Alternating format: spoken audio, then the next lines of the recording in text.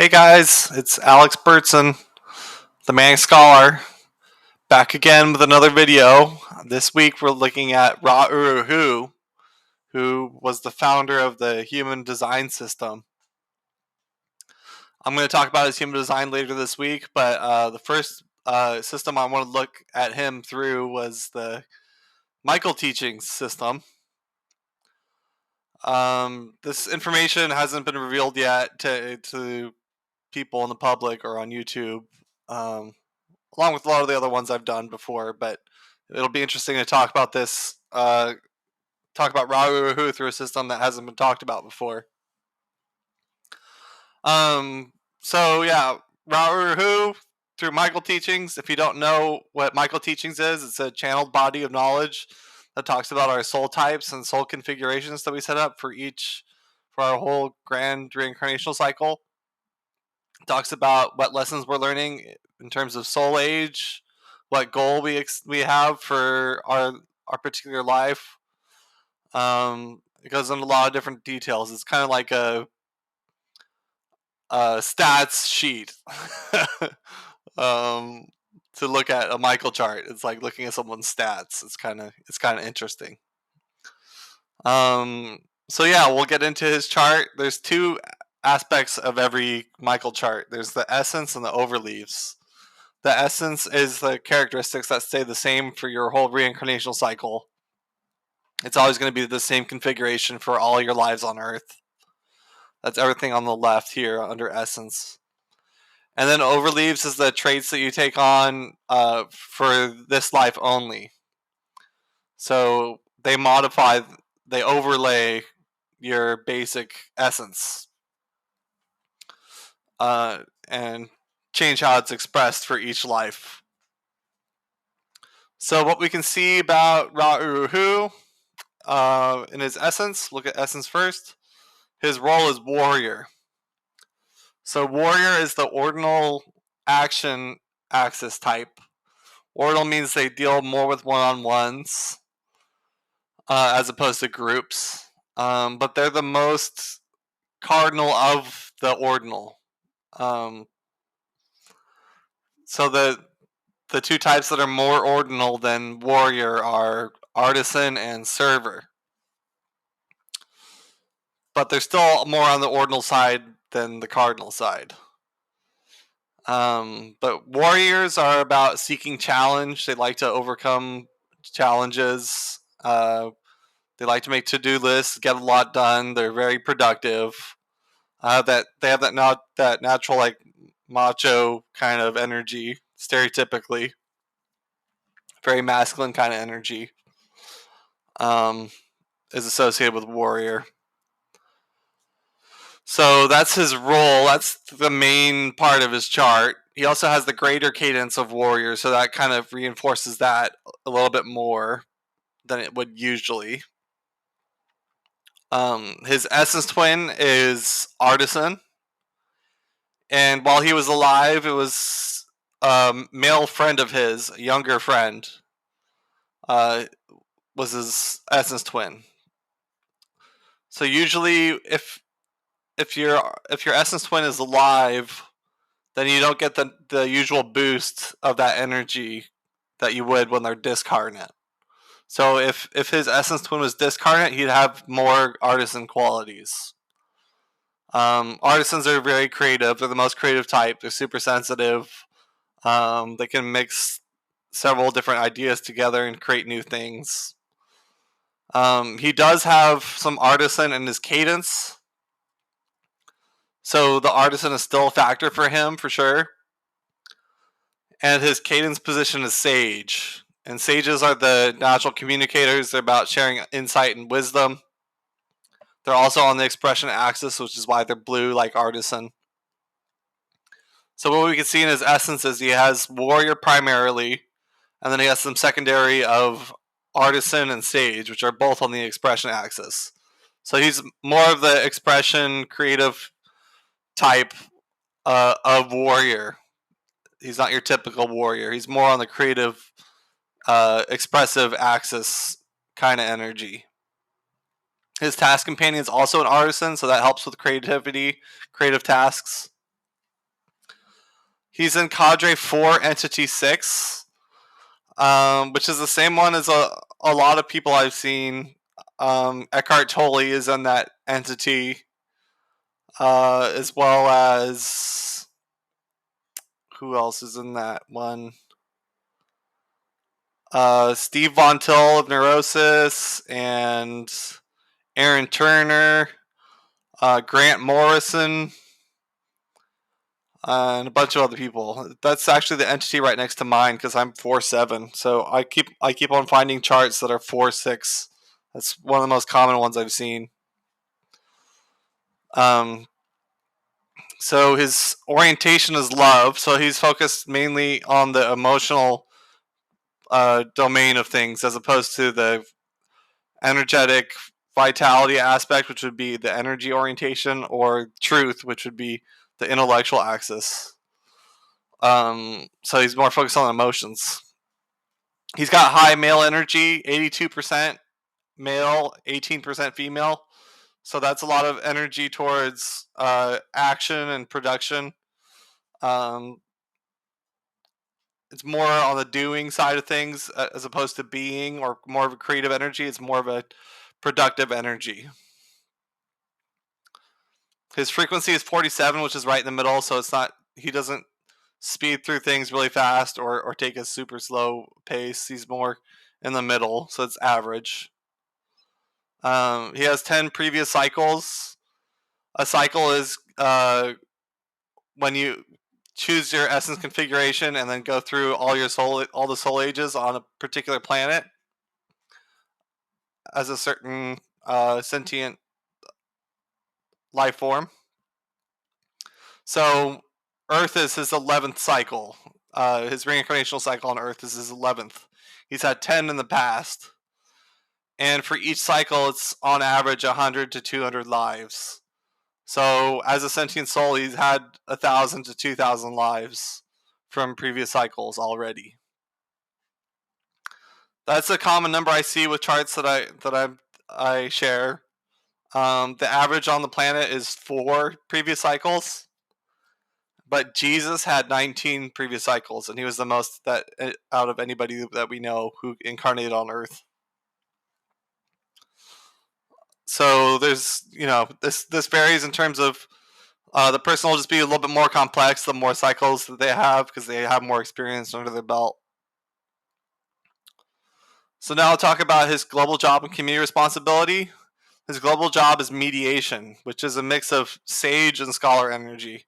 So it's about communicating with others and getting people to get along, to settle differences and get on the same page and work on projects together where we're cooperating. So that he takes a mediating kind of approach a lot in what he does throughout all his lives on Earth. That's his global job. His community responsibility is overview or perspective, which is a mix of scholar and king energy.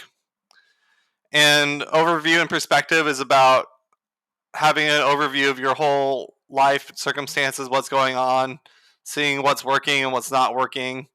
It allows you to be very objective about what's going on. So it's seeing the higher overall perspective, an overview of what's going on in your life, where everything's at, what needs to be improved, what needs to be changed, stuff like that.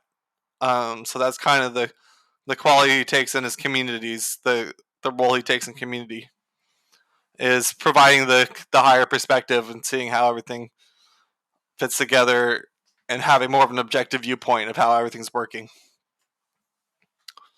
So that's everything in his essence. But you can see overall, like I said, he's a warrior, but he has artisan and sage secondaries, so he's more on the expression axis. Although he has some more sage in his global job, he's got some scholar and he's got some king.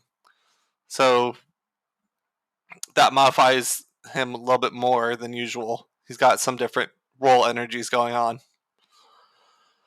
So now let's talk about his overleaves. He's in the mature soul age, level 7. So if you look at this timeline, he's right here.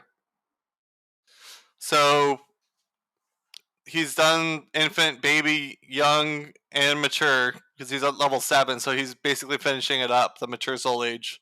So this last soul age for him was focused on the inner world, the emotions, knowing the self more, knowing the other more, knowing and nurturing the relationships and connections with others deeply. It goes really deep, and it has a heavy emotional theme to it that's very subjective. So it's learning about connecting with others deeply and with yourself deeply in a very spiritual sense. So at level 7, he's teaching other people what he's learned throughout this soul age, through the mature soul age, um, demonstrating that for everybody else, whatever he's learned. So once he's done with level 7, he'll go into old level 1, which is where you develop context and kind of have a grander, higher, overarching view and understanding of how everything fits together. Um, what your role has been this whole time, what you have to offer in terms of teachings and wisdom from your whole reincarnational cycle. So that'll be the last soul age for him before he stops reincarnating and goes to the higher planes to finish the last 2 soul ages, uh, the transcendental and infinite soul ages. Those two I'm not showing on this chart.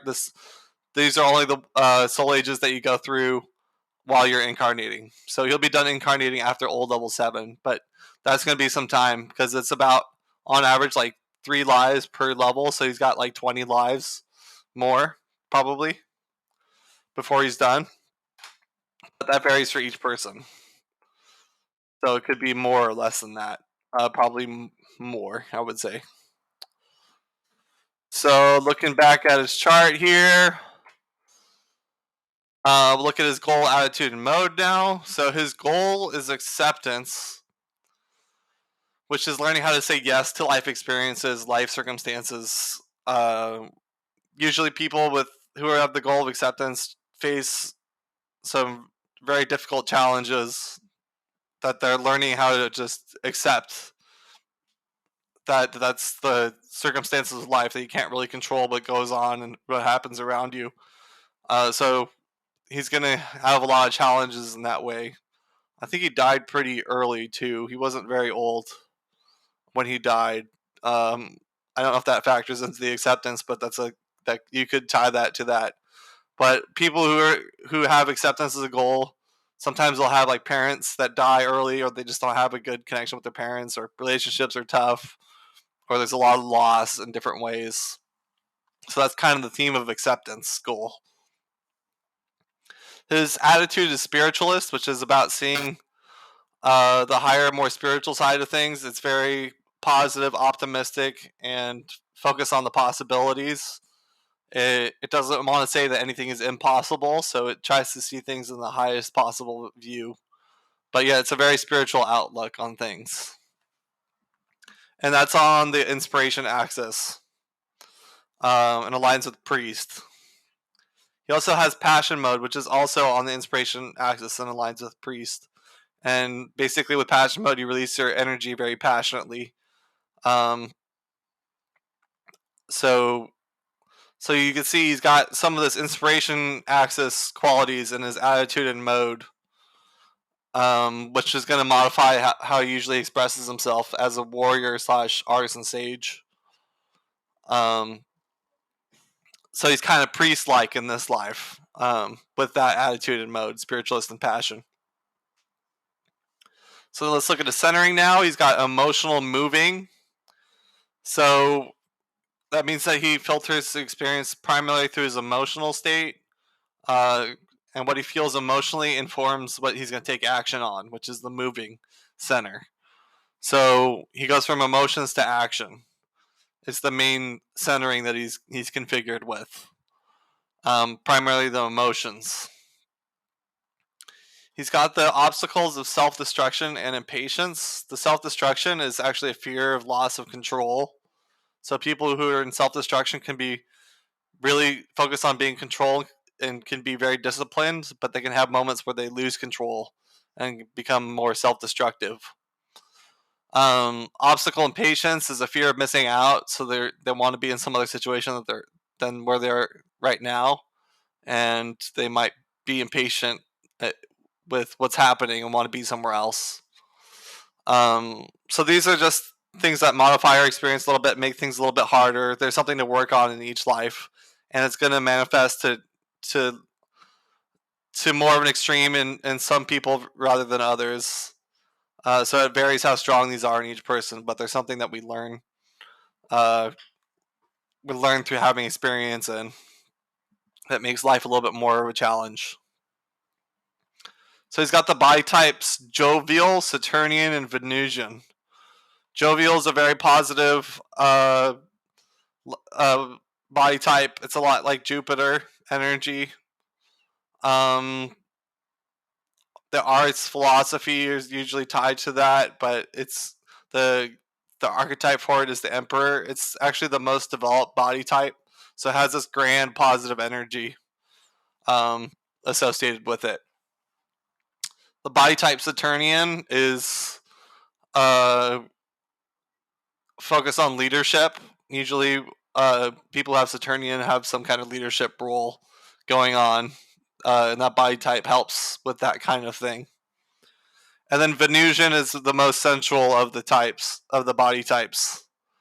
So they can love food or different central things, but they're also very loving and caring and nurturing with that body type. So he's got a mix of those three together. His quadrant is knowledge. So in a group setting, he's the one who provides the knowledge, like the information that's needed to figure out what to do. As opposed to the person who initiates things, which would be love or support, where you're helping people on the side, or you're taking the power position, which is power, and getting people into action. So he's just the one that provides the information in a group setting. His needs are freedom, acceptance, and expansion. So freedom is about having circumstances set up where you have more freedom to do what you want. Having that freedom aspect is going to be really important. Acceptance is about feeling accepted by others into a bigger group or as friends or something, anything like that. It's about being included. And expansion is about growing in any areas that you have focus in. It could be growing in knowledge or spiritual experience or money or whatever it is. You're trying to grow in every way that you can. So yeah, that's everything in his Michael chart. What we can say overall is he has a lot of masculine energy, male energy, especially with being a warrior and having high male energy. So that aspect is going to come through. People are going to notice. He also has a lot of the expression axis stuff going on with Artisan, Essence Twin, and Artisan Cadence, as well as the cadence position of Sage, which helps more with the communication aspect, which is what he did. He spent a lot of time communicating with other people, so you can see the Sage factor into that.